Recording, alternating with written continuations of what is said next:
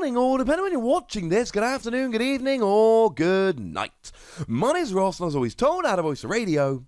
And today, I'm here with wonderful news. You see, we all have those cards that we want to be good. One of them for me is Blastoise and Piplup. I adore this card, ladies and gentlemen. It was legal for the first time in Japan this weekend, and I've already got 3 different winning deck lists to show you. This is legit! And they all play rather similarly. Now, quick note as we begin, these decks do rely on Aqua Patch, which will have rotated out by the time we actually get this card in the UK, Europe, US, etc. It'll still be fully legal in Expanded. Every card here will be legal in Expanded. But in Standard, we won't have Aqua Patch initially, which is a big deal, because these decks really rely on Aqua Patch and Jirachi to just roll. So let's remind ourselves about Blastoise and Piplup.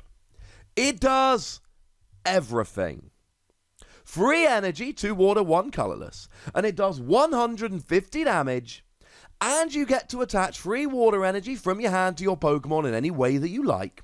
And every time you attach a water energy, you heal 50 from the Pokemon to whom you are attaching it. It's really kind of awesome. I adore it. It does everything. It's also got 270 HP, which makes it very difficult to one-hit KO. And if your opponent doesn't one-hit KO, you just move it to the bench, rely on the fact that you're accelerating energy as you go, so it's fine, and then heal. Because you can constantly heal by attaching energy using the first attack. Every turn, you're basically doing 150, healing 150, and accelerating free energy. That's redonk, ladies and gentlemen. Absolutely redonk. Now, I'm going to be focusing on one particular list, but I will show you the others at the end. Now, there is a Tag Team GX attack here. It's fine. You do 100 plus paralysis for free energy. If, however, you attach free more energy, then you do 250 plus paralysis. Although, really, that should just be getting a KO on something. It's fine, but it's a big one-hit KO at some point during the game. Like so many of these Tag Team GX attacks, it's nothing particularly special. But generally speaking here, our goal is simple. Get free energy on Blastoise and Piplup, and then just keep healing and rolling. The main Pokemon we're playing here is Jirachi. Jirachi is our main focus, because when Jirachi's in the active, you get to look at the top 5 cards of your deck, find a trainer card, put it into your hand. Now Jirachi then does go to sleep, which is a little bit sad, but don't forget you've got Escape Board, which will let you retreat if you're asleep, while reducing your retreat cost by 1, which means that Jirachi just has free retreat even though it's asleep. And all 3 of these deck lists here really rely on using Jirachi to get yourself set up, largely with Aqua Patch. Because that's the one big challenge with Blastoise and Piplup. The second you get free energy onto Blastoise and Piplup, you're good. But until you get free energy on your Blastoise and Piplup, it's a bit awkward. Because you can constantly be accelerating energy once you've got the first attack off, but you need to get the first attack off. And Aqua Patch does seem to be the main way to do so, so you can use Jirachi to search out the Aqua Patch, attach to your bench Blastoise and Piplup, retreat with Escape Board, and then you're basically set for the entire game. Now, there are some other Pokemon that we play. The main list I'm showing you here actually plays the Greninja from Detective Pikachu, which, if you've got 0 cards in hand, you can play it down as if it were not a Stage 2 and draw 3 cards. You then get to do 130 for 2 energy, not affected by weakness, resistance, or other effects. Good if your opponent's trying to block you, but also really good for taking out your littler Pokemon like Buzzwole, Zapdos, etc.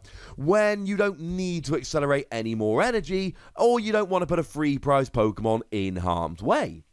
Some of the other decks here, we do actually see a fair bit of that new Greninja, by which I mean all 3 decks are actually playing it. 2 of the decks only play Blastoise and Piplup, Jirachi, and the 1 Greninja, but we do see the 3rd one plays a Mewtwo and Mew, so that they can essentially have a Psychic type Blastoise and Piplup. It just copies all the attacks, including the healing, including the accelerating energy, etc. And we see them play a copy of Jirachi Prism Star, which I'm going to be honest is a bit of a weirder one to me. It's a little bit strange, ladies and gentlemen. If you take it as a face down prize card, pop it on your bench, draw an extra prize, which is kind of cool, but it's not like there's anything particularly in this deck that would make you think, yes, this is the deck where I'm going to play Jirachi Prism Star. While we're here, the list that plays Mewtwo and Mew actually plays one Blastoise GX, thematically very appropriate. The main attack here, 2 water energy, 60 damage, shuffle any amount of water energy from your Pokemon into your deck, 60 damage for each card you shuffled back into your deck. Now, we're not playing the pre-evolution, so you've got to get this in the discard and copy it with Mew and Mewtwo.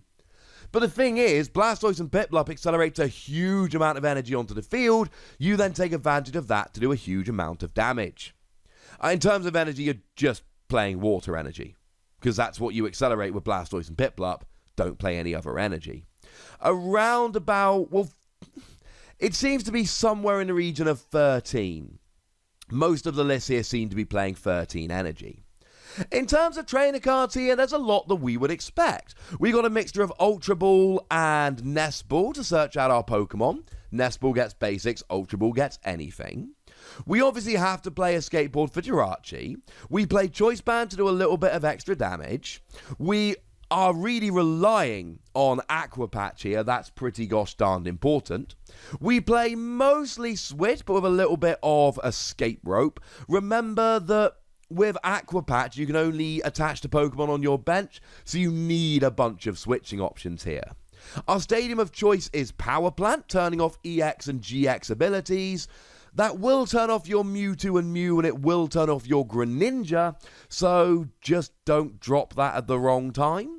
Although we do see some decks opting for Viridian Forest instead, because it lets you search out your water energy, and of course Blastoise and Piplup attaches it from the hand. You need to have it in the hand. We do see Reset Stamp, because every deck in Japan plays Reset Stamp, and it will over here. It'll be a staple in every single deck. Your opponent shuffles a hand into their deck and draws a number of cards equal to their remaining prizes. Great if you fall behind in the game. And then we see Tag Switch. Tag Switch lets you move 2 energy from a Tag Team GX to another of your Pokemon. Bearing in mind you're often going to be spreading a whole bunch of damage around the field here, this allows you to redirect it where it needs to go.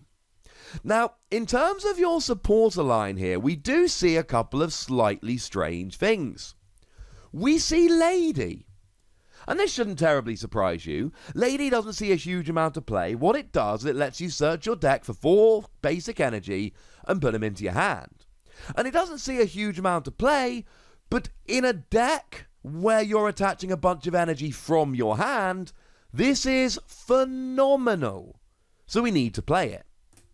And we actually see these decks playing Hapu. Now, Hapu wasn't actually in a main set in Japan. It was in an extra little deck thing, so no word on exactly how it's being released over here, though it should just be chucked into a deck.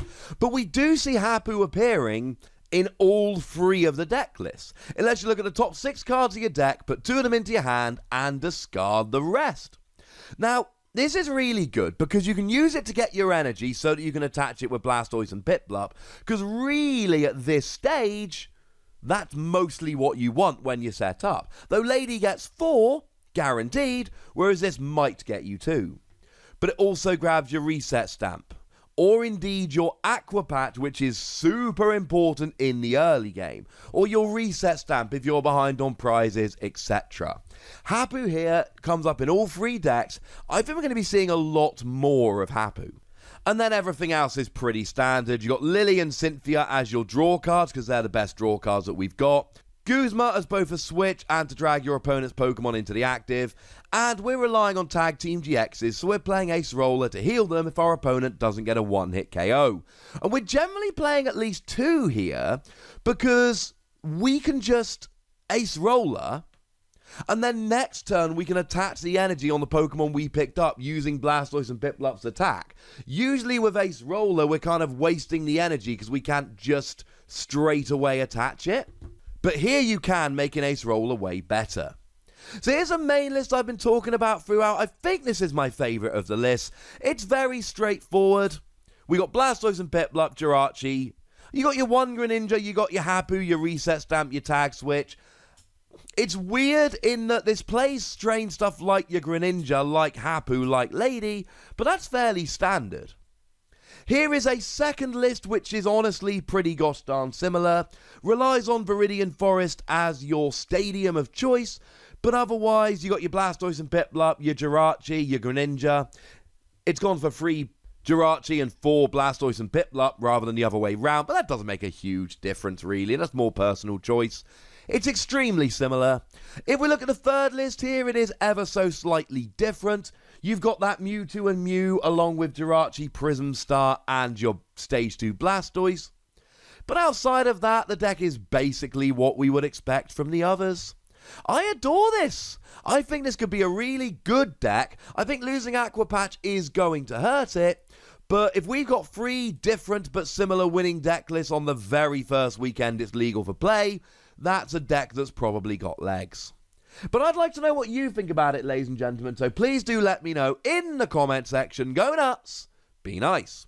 And then make sure you like this video, subscribe to this channel, follow me on Twitter at TheWassy, and Twitch for some live action at twitch.tv/PTCGRadio. If you want to support the channel, get some bonus podcasts and all that, head on over to patreon.com/PTCGRadio, where you can do exactly that. And please do make sure you're checking out youtube.com/WassyPlays, where we talk about a whole bunch of games that don't even have any Pokemon in. But by far the most important thing, as always, look after yourselves till next time. Thank you very much for watching. My name's Ross, and you've been watching PTCG Radio.